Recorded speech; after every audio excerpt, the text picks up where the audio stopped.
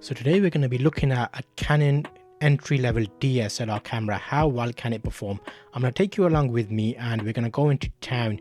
We're going to use the camera with the kit lens exactly as you would buy it. We're not going to do any adjustments to it.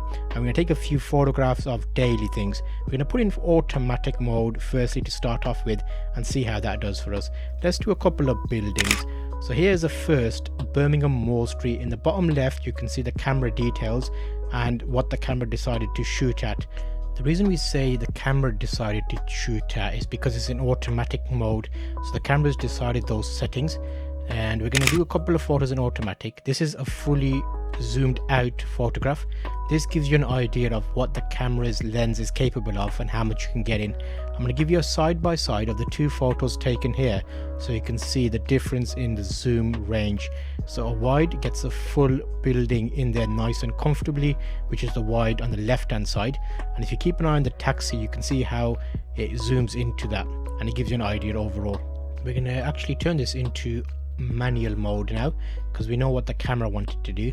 Let's take a little bit more exciting photos. That bus that just passed us, I had a really slow shutter speed here, which you can see in the bottom left hand corner, the second number referred to as SEC, and that actually gave the bus some motion blur.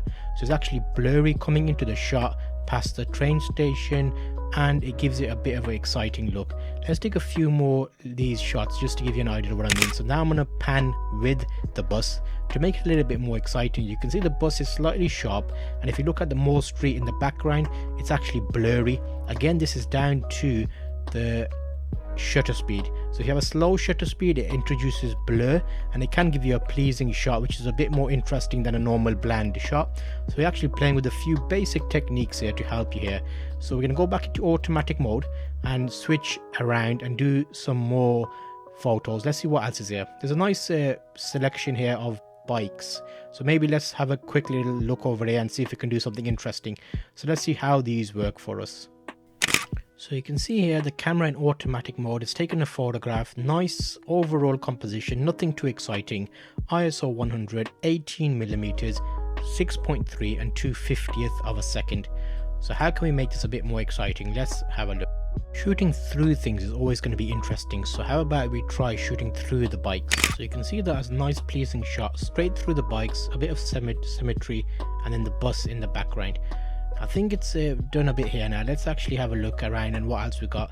As I'm walking, I see all these nice little mid streets, and as you see things, take a quick snap. It's always handy to take extra photos that you think look pleasing or interesting. If you're using this in a holiday environment and you're going out and taking shots and photos, they're all memories at the end of the day.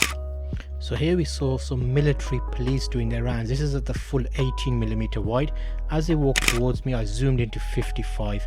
You'll see how the image got a little bit darker here. This is because the lens is not a constant aperture, so I had to make an adjustment to compensate for that, and now this image is a little bit brighter. And as they walked past me, I saw a few opportunities where there was loads of lovely fall leaves on the ground, and I used those just to give a bit of foreground interest to the tree and the main building behind it, building up a few layers in the photograph. And it's all about just keeping an eye out on what looks interesting and using that for your advantage. And you'll see little opportunities here and there as the sun shines through buildings and creates shadows. And I'm taking a lot of photographs here, giving you an idea of what's capable with this lens. These are very good backlit tree and building photographs, so giving you an idea of what can be. So here I spotted a nice opportunity because we saw this Navy sergeant, I think, but make sure to correct me with his rank if you know. You'll see it actually gave an option here for a nice backlit photograph, and I just kept an eye out and I saw the bus again and that man running down past the street, and I saw a few opportunities where I thought, you know what, let's take a few snaps here and see how these do. So the camera's performing very well overall, and there's a nice little session there. We did a few little mixed photo shoots. Ideally a cloudy day is better than a sunny day, however you can use that in your advantage. Like for example, you'll see sunny sections and shady sections, so use those to your advantage. And that was the session today. We'll do another one in the dark, so I'll see you on that one.